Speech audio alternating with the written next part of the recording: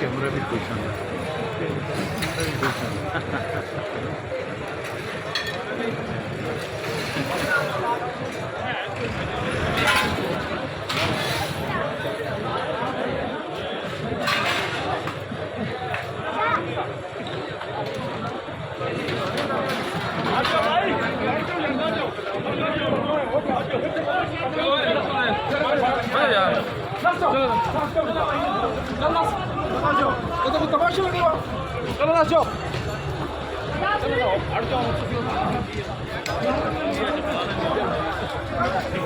पता लगे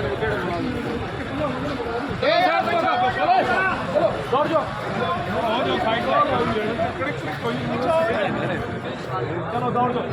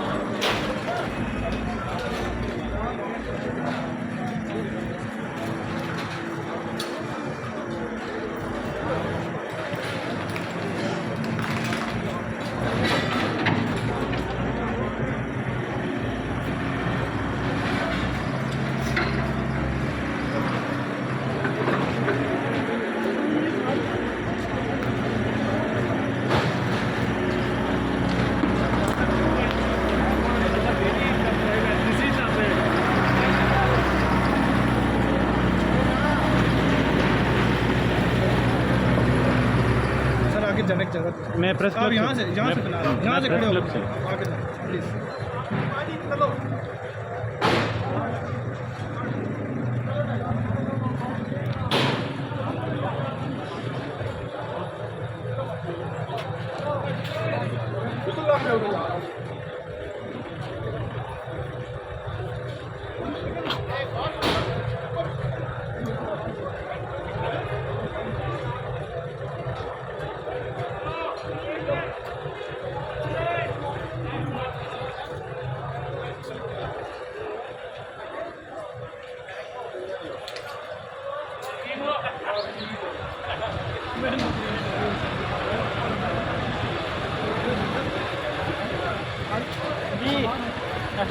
क्या ठीक है?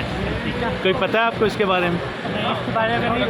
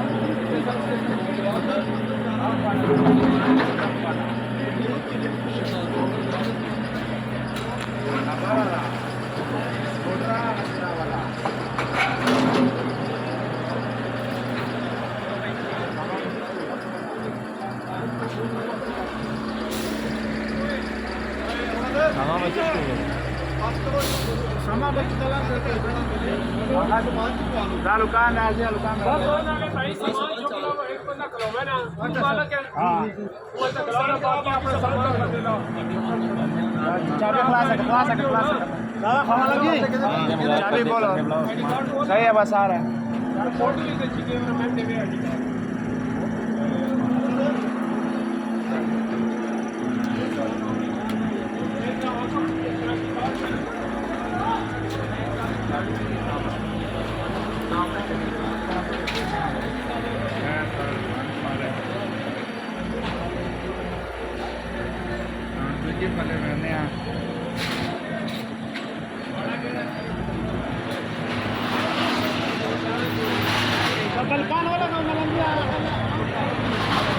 शुरू हो जाओ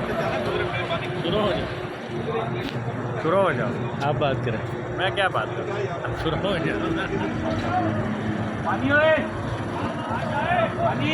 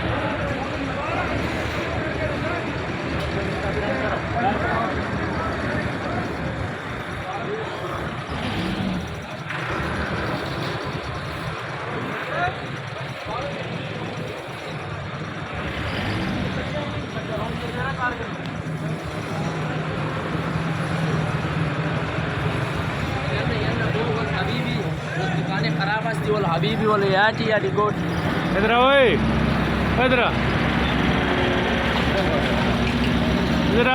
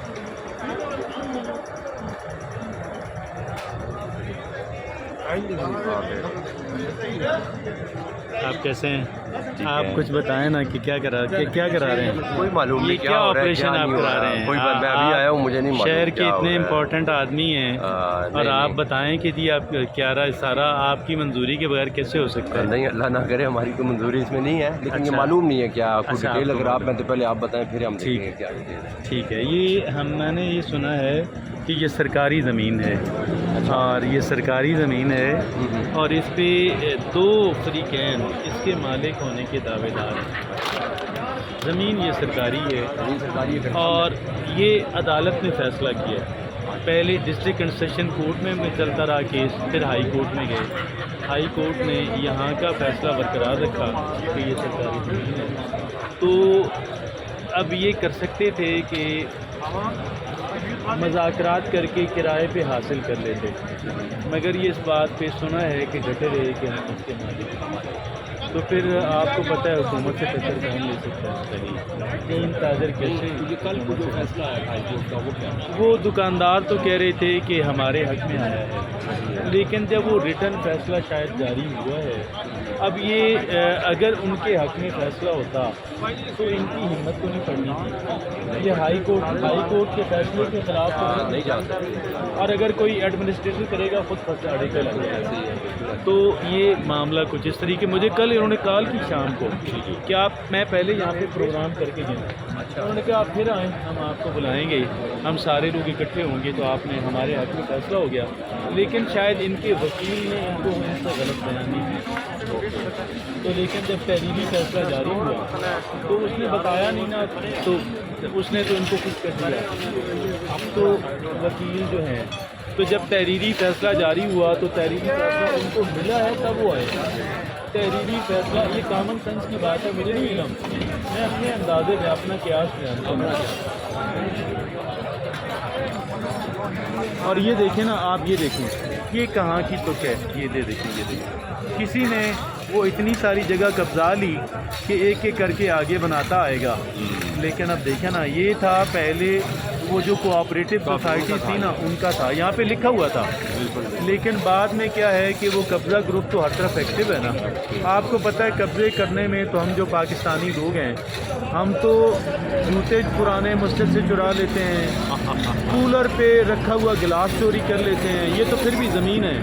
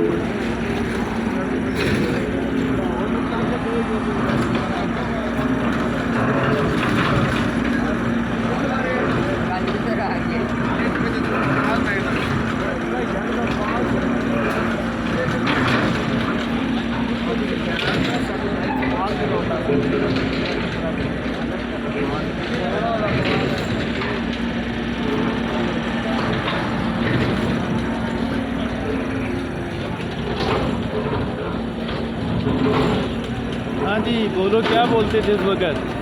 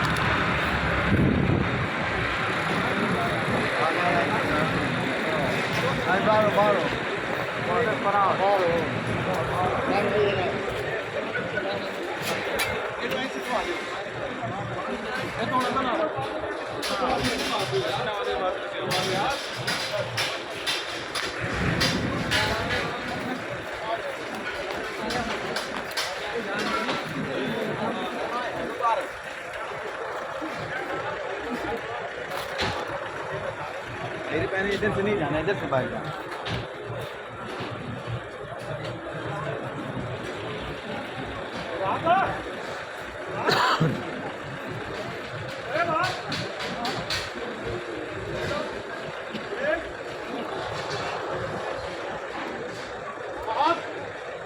साथ एक कम में अलग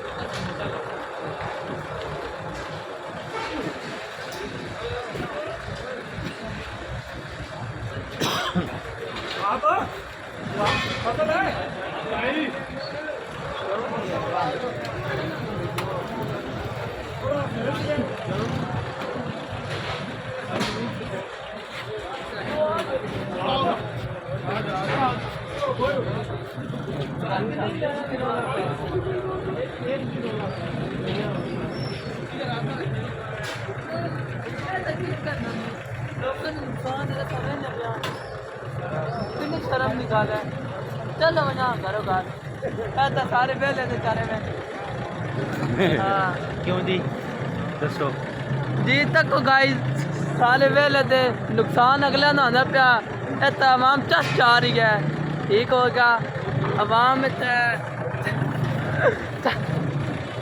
उन्होंने ये अवाम सारी चस चारा लिया चलो मजा करो बात